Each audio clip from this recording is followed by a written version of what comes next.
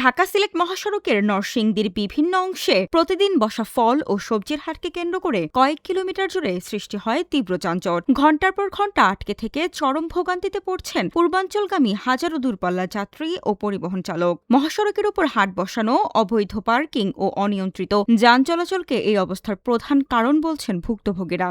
সড়কে গিয়ে দেখা যায় মহাসড়কের ওপরই লটকন, মৌসুমি ফলসহ সবজির বিশাল হাট বসেছে। শত শত ভ্যান, সাইকেল, ব্যাটারি চালিত অটোরিকশা সড়কের দুই পাশে দাঁড়িয়ে থাকায় আধা কিলোমিটারেরও বেশি জায়গা বাজারে পরিণত হয়েছে। গাড়ি চালকরা বলছেন, অবৈধ যানবাহন, এলোমেলো পার্কিং ও মহাসড়কে হাট বসানোয় পরিস্থিতি আরও খারাপ হয়েছে। তবে এই ব্যাপারে প্রশাসন একেবারেই মনোযোগী নয় বলে জানিয়েছেন তারা। মানুষ খুবই খারাপ ভাই, রাস্তার মাঝে তারা আট বই রয়েছে, আট লিয়ে বই রয়েছে। আমরা খুব ডিস্টার্ব দেয়, আমরা জাম করে 2 ঘন্টা ধরি, 2 ঘন্টা উত্তরণের কারণ কি মনে হয়? ওই যে রাস্তার মাঝে বাজার, এদিকে ব্যবসায়ীরা বলছেন, বাজারের ভেতর পর্যাপ্ত জায়গা না থাকায় বাধ্য হয়ে মহাসড়কের ওপর বেচাকেনা করতে হচ্ছে। বাজারের অবকাঠামোগত সংকট দূর হলেই এই সমস্যার সমাধান হবে বলে মনে করছেন তারা।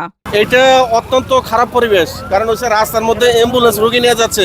একমাত্র এই নরসিংদীর ভিতরে এটা একটা খারাপ একটা দিক।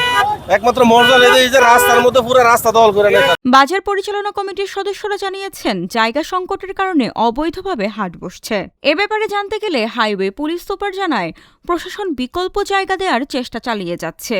ভৈরব হাইওয়ে থানার ওসি বলেন, বাজার কমিটির সঙ্গে হাট বসানোর বিষয়ে আলোচনা চলছে এবং একটি মাত্র টহল টিম যানজট নিরসনে কাজ করছে। তাই মূল সড়ক থেকে অবৈধ বাজারের দ্রুত অপসারণই পারে এই এলাকার যানজট ও জনভোগান্তি কমাতে।